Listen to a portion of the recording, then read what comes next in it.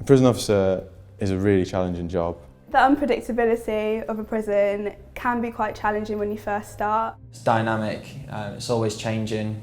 You don't have the same day, you don't have the same hour to hour, and it's constantly pushing me into these challenging environments. The most challenging thing about being a prison officer, I think, is combining the role of someone with a duty of care with someone who is a duty sometimes of exercising the rules. The fact that you got to build relationships with people that are quite difficult to build relationships with and difficult to build trust with. Probably getting people to do things that they don't want to do, and as obvious as that sounds, that is not an easy job at all. You have to be the bad guy a lot, which is not easy.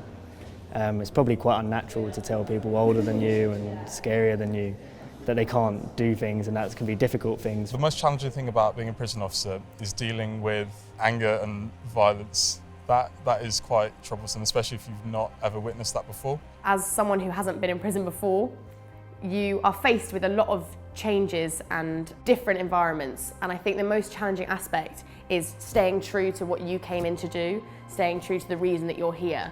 It can be really hard when you're faced with people who maybe haven't engaged with you before or haven't encountered someone like you before. You get to work in a really unusual environment for a graduate.